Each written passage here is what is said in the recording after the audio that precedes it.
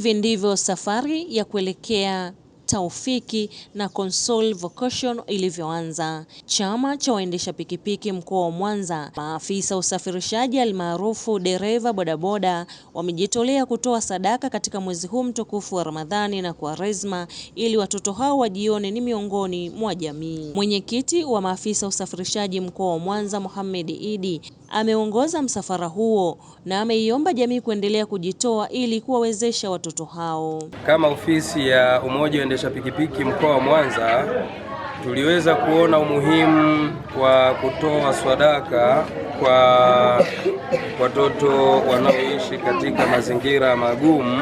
Kwa hiyo kama ofisi ilibidi kutenga bajeti kwa ajili ya kuja kutoa sadaka kwa hawa wadogo zetu.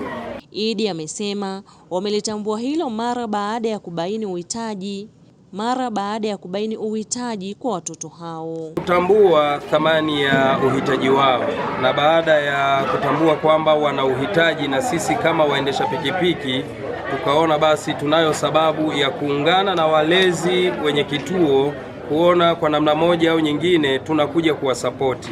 Hata hivyo, amewasihi vijana kutokimbia majukumu na kutelekeza watoto ili kupunguza wimbi hili la watoto wasiokuwa na wazazi. Rai kwa vijana ambao kazi yao wao ni kudunga mimba na kukimbia, tuwaeleze muache. Mnapodunga mimba na kukimbia, hawa watoto mnawafanya wakaishi kwenye mazingira magumu, ila mbele za Mwenyezi Mungu mna la kujibu. Mbele za Mwenyezi Mungu mna la kujibu. Kwa hiyo tuwaeleze wale ambao mnaona umri umefika, mnayo haja ya kufuata taratibu misingi kwa mujibu wa kila mmoja na dini yake. Oa, weka ndani, baada ya kuoa basi mtazaa na mtawalea kwa pamoja. Katibu wa chama hicho, Kudra Salumu, ameviomba vyama vingine kujitolea na kuigusa jamii kwa kutoa sadaka. Sisi kama chama cha pikipiki mkoa wa Mwanza tunafahamu vyama vipo vingi vya kimikoa, lakini pia kupitia vyama hivyo tunao uongozi wetu wa shirikisho wa taifa.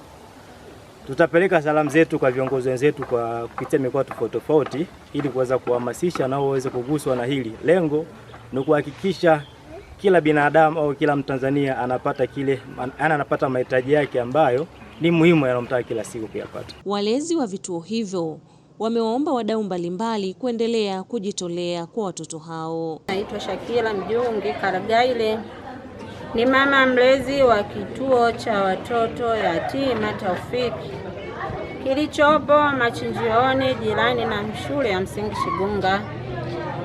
Lengo la kufungua kituo ni kusaidia katika jamii watoto wanaoishi katika mazingira magumu na watoto walioachwa na wazazi wao.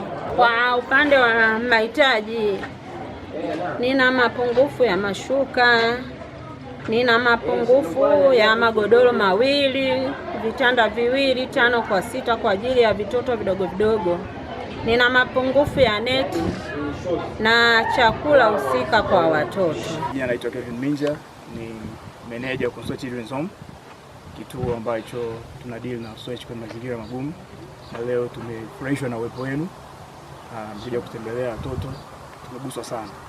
Hadi kusema kweli ni mengi, lakini basically hizo tukasema mahitaji ya kila siku kama vyakula, tukipata kama unga, maharage, mchele, tutashukuru. Miongoni mwa watoto waliopokea sadaka hiyo wametoa shukrani kwa maafisa hao. Naitwa Sharifa Yusuf Didas, niko kidato cha 4. Tunawashukuru wazazi kwa kutuletea sadaka hizi. Mungu awajalie, awasamee madhambi yenu, awapandishe daraja la imani, awaongezee pale mlipopunguza, awasamee madhambi yenu nyinyi na wazazi wenu wote wawili. Tunawashukuru sana. Naitwa Jackson Shomari. Tunashukuru kwa hicho mlichotuletea, hata kwa vyakula hivi mlichotuletea, maana hata wengine hawajavipata, hata sisi mlichotuletea. Mungu awabariki. Naitwa Sabato, nasoma darasa la 3.